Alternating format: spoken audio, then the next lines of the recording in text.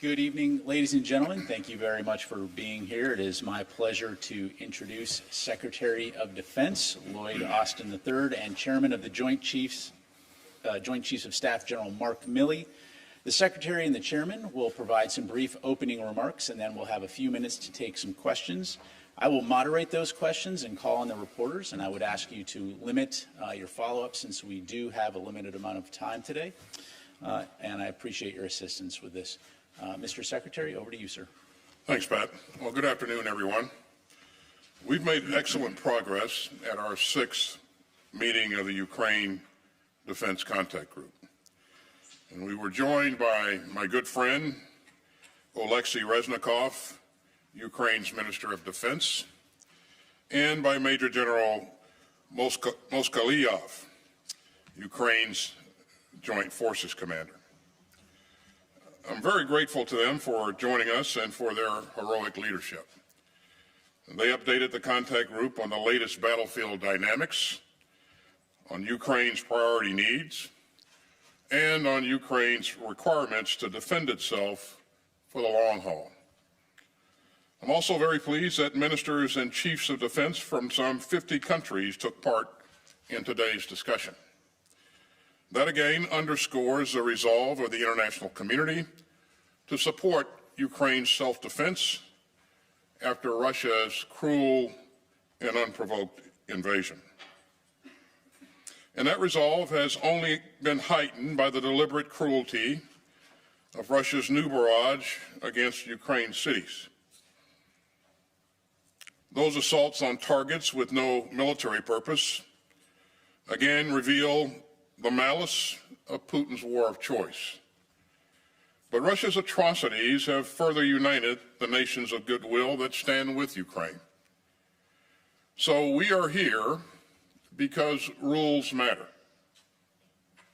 because rights matter, and because sovereignty matters.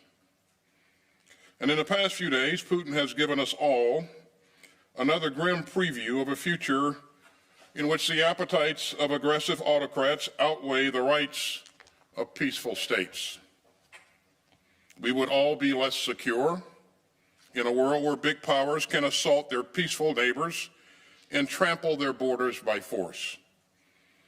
And the free citizens of Ukraine have an inalienable right to govern themselves and to choose their own future.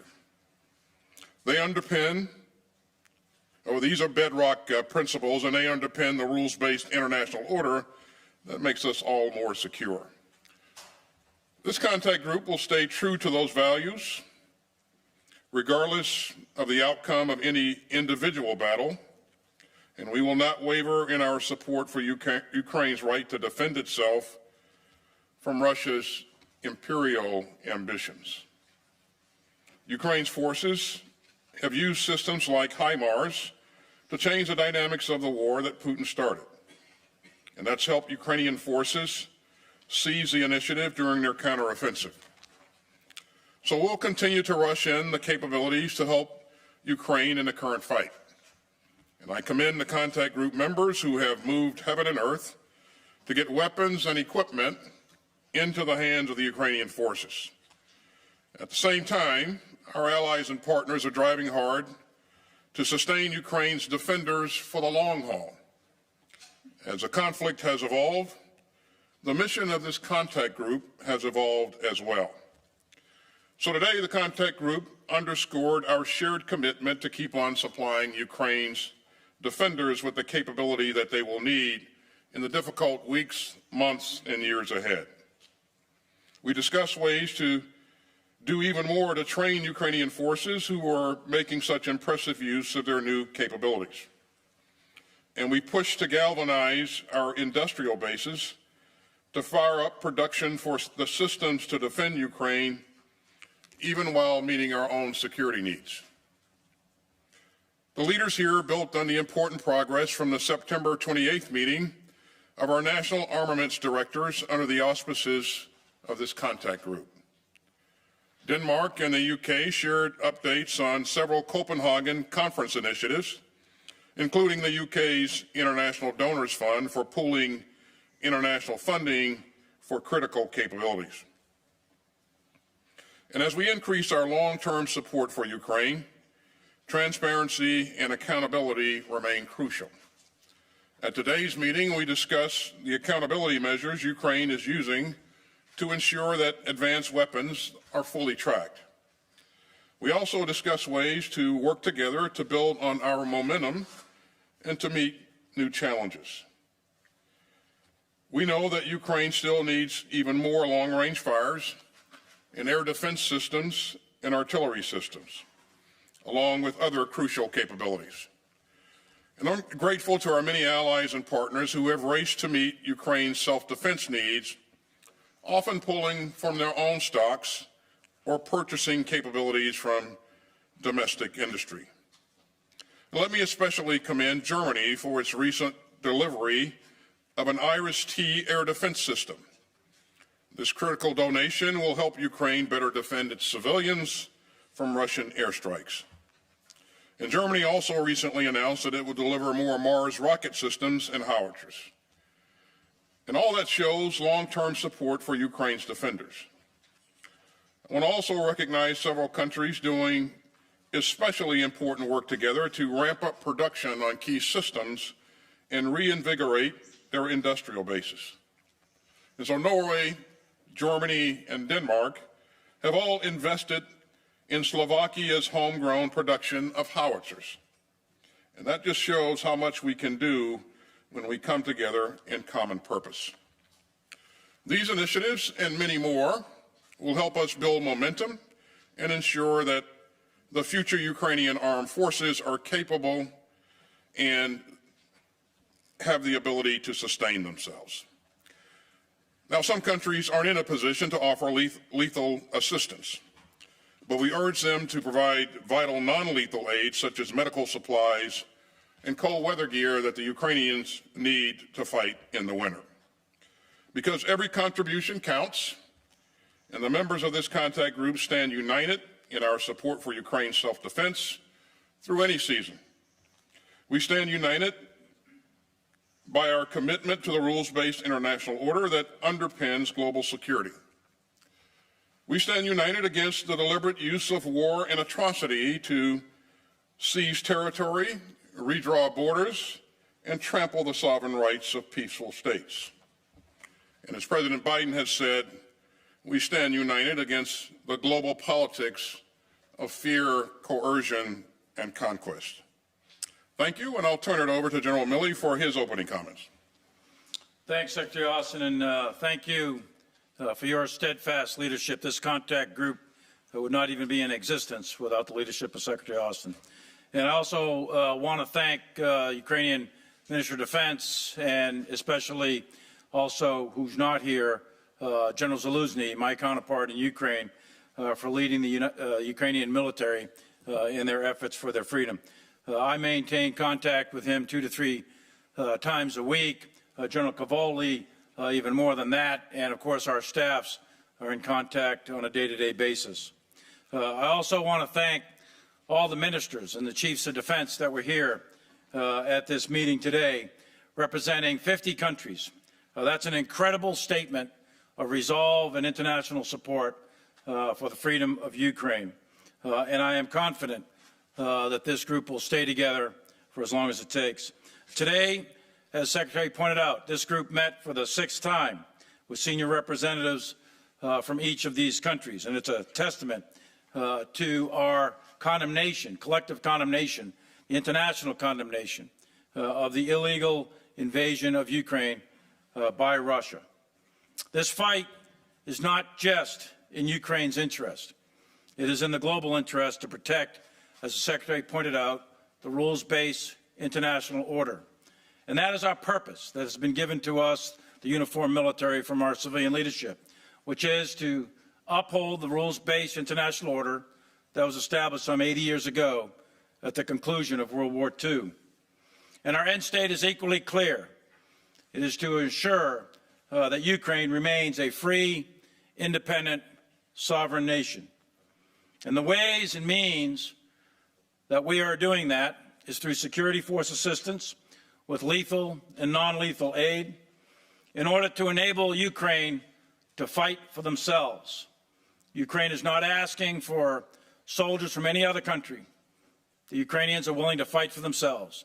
All they ask for is the means to do it.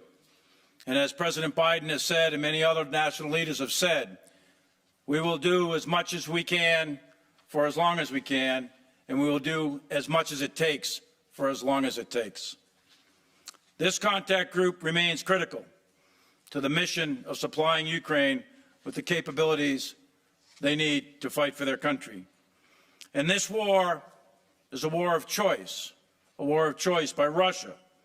And Russia is paying an extremely high cost, a high cost in human life, in casualties, in weapons, materiel, and in their economy. Each day that this war goes on costs Russia more and more, and the Russian people begin to suffer. Russia has chosen, in response, to escalate with a recent mobilization of 300,000 call-ups for conscripts. They have tried to conduct an illegal annexation of 4 of the oblasts in occupied Ukraine. They have increased their rhetoric to include rhetoric about nuclear weapons.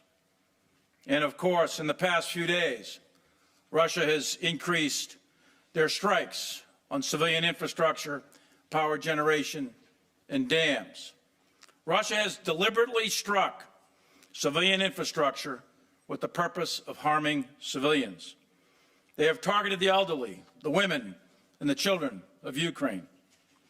Indiscriminate and deliberate attacks on civilians targets is a war crime in the international rules of war.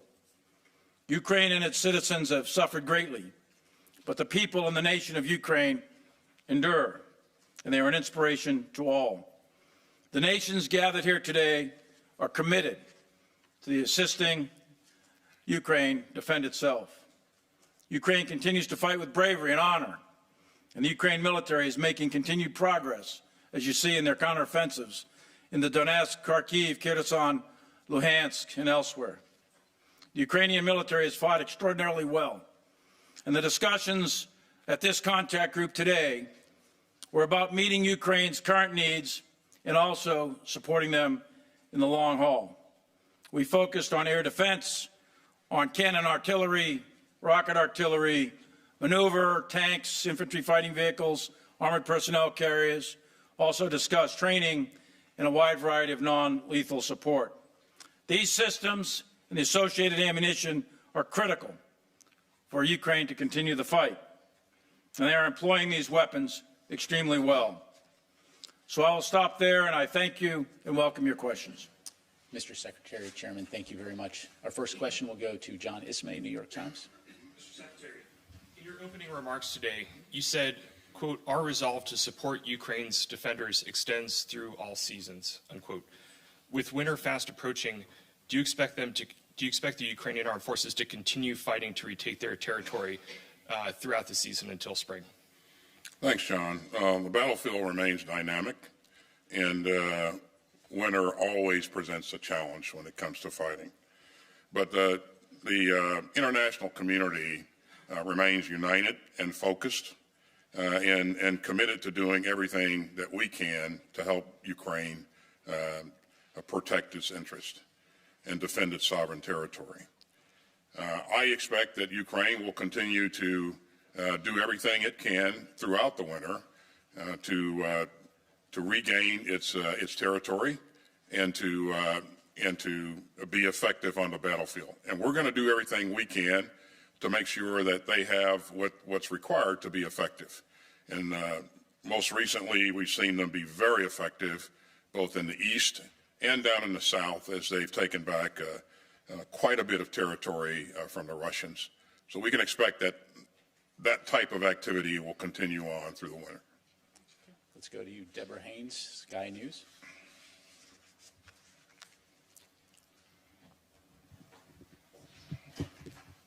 Thank you very much. A British spy chief this week said that Russia is running out of weapons. How concerned are you, though, about Western stockpiles and whether Western weapons could run out first, and specifically on air defence systems? Given the need from Ukraine, why are Western allies not sending these systems in faster? Is it because of a lack of political will or a lack of supplies? Well, it certainly is not a question of lack of will. The commitment, the resolve that the chairman and I witnessed in this contact group meeting today was inspiring, and that's what I told the members of the group. They remain committed to doing everything they can to generate additional capabilities. And you heard me say at the top that several countries are working together to expand capacity in their industrial base. And I think it's that kind of initiative, that kind of activity that will create other opportunities for us as we go forward. We talked about air defense, the requirement for additional air defense capabilities, and countries, I have every confidence that countries will do whatever they can, if they can, to generate additional capabilities. You've heard us talk about providing NASAMS, and that's good capability. It's going to really help the Ukrainians. You heard me say earlier that Germany is providing an RST system, and again, I expect to see more capability come forward. We saw some additional countries volunteer to provide munitions for those NASAMS systems today, and that's always encouraging, refreshing. So the will is certainly there to do everything we can for as long as we can, and the commitment again was inspiring. Okay, let's go to Sylvie Lantemont, Agence France-Presse. Thank you. Mr. Secretary, after President Putin's threat about use of nuclear weapons, you said repeatedly that you have seen nothing that would cause you to change your nuclear posture. Will you communicate when this posture changes? And Chairman, I have a question for you too. We spoke about air defense as a priority and the NASAMS and the German IRIS-T that have to be ordered to the industry.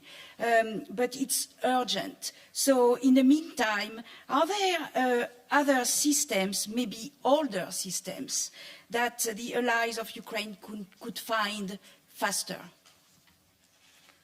So let me begin by saying, Sylvie, that Putin's saber-rattling is reckless. Nuclear saber-rattling is reckless and irresponsible. We don't expect to see and hear that kind of behavior from a major nuclear power. And so that's very dangerous, and you've heard a number of leaders around the world emphasize that. You should know, and I know you do, that we take this very seriously. And this is something that we remain focused on. And we continue to watch indications and any type of warning that he may have made a decision to go in a different direction. We've not seen any indicators at this point that would lead us to believe that. But again, it's not something we look at once and leave alone. This is something we remain focused on 24 hours a day, 7 days a week. So, Sylvie, put it in context a little bit. What Ukraine is asking for and what we think can be provided is an integrated air missile defense system. So that doesn't control all the airspace over Ukraine, but they're designed to control priority targets that Ukraine needs to protect. And what you're looking at really is short-range, low-altitude systems, and then medium-range, medium-altitude, and then long-range and high-altitude systems. And it's a mix of all of these that deny the airspace to Russian aircraft, fixed-wing or rotary-wing aircraft, and Russian missile defense, right? So that's what you're trying to create. You're trying to create a defensive system. So far, Ukraine has very effectively used their SA-6s and 8s, S-300s and S-10, 11s, et cetera. So they've been very effective at denying Russian air superiority. And that, in turn, has denied the Russians the ability to conduct ground combined arms maneuver. So what needs to be done here by all of the various countries that were at the conference today is chip in and help them rebuild and sustain an integrated air and missile defense system, specifically older systems like you were just asking about. Ukraine has asked for Hawk, or improved Hawk, IHawk as it's called. That's a medium altitude, medium range system. It's an older system, but it's quite effective. And there's other systems out there throughout the world that are available. Many countries have Patriot. Many countries have other systems. There's a whole series of Israeli systems that are quite capable. The Germans have systems, as we mentioned. So a lot of the countries that were here today have a wide variety of systems, and the task will be to bring those together, get them deployed, get them trained, because each of these systems is different, make sure that they can link together with the command and control and communication systems, and make sure they have radars that can talk to each other so that they can acquire targets on the inbound flights. So it's quite complicated from a technical standpoint. It is achievable, and that's what we're aiming at. It'll take a little bit of time, that's right. Thank you, sir. Our final question will go to Vladimir Runets from ICTV. Thank you for this opportunity. I'm one of those who this Monday, wasn't sure that I would be able to be here because of the airstrikes that we experienced in Kiev. And the question I'm going to ask is not mine. It's the people of Ukraine would like to ask you, when will they be able to just sleep well and not be afraid to leave their families behind and go on a trip like this? Because I'm here and I'm really anxious about what is happening to my family back home. So when are the systems going to be provided, and is there a possibility that the sky is going to be safe? The short answer to your question, sir, is the systems will be provided as fast as we can physically get them there. And this is something, as I said at the top, that we remain focused on. And we're going to provide systems that we have available, that countries like Germany has available. We're also going to try to provide additional munitions to the existing systems that the Ukrainian forces are using. As long as there's the conflict goes on, there will always be uncertainty. So it's very difficult to predict exactly when it's going to be safe to move in and out of the country. And I know that you're concerned about your family. And you certainly that's understandable. But we're going to do everything we can as fast as we can to help the Ukrainian forces get the capability they need to protect the Ukrainian people. That's very, very important to us. And by the way, it was important to all the 50 members that were in that meeting today, and their chiefs of defense. And this is, the utility of this Ukraine Defense Contact Group.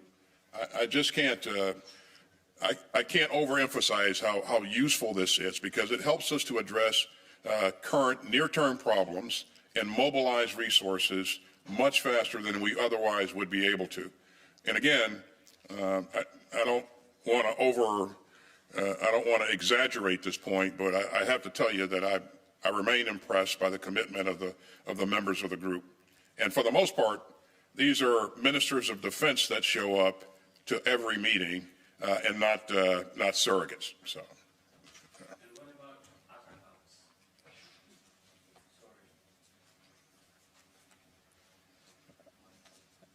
I'm afraid that's all the time that we have available for today. Mr. Secretary, Chairman, thank you very much. Ladies and gentlemen, appreciate it. This concludes our press briefing.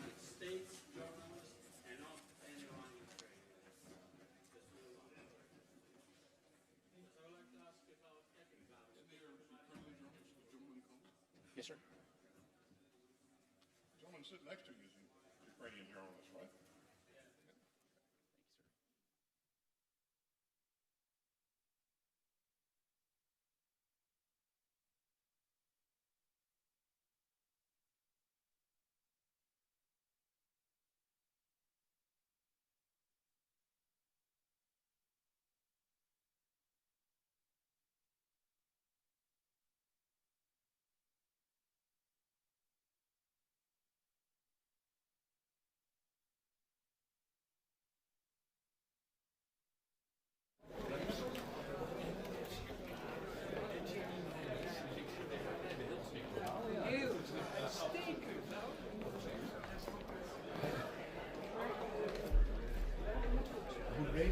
bill this year.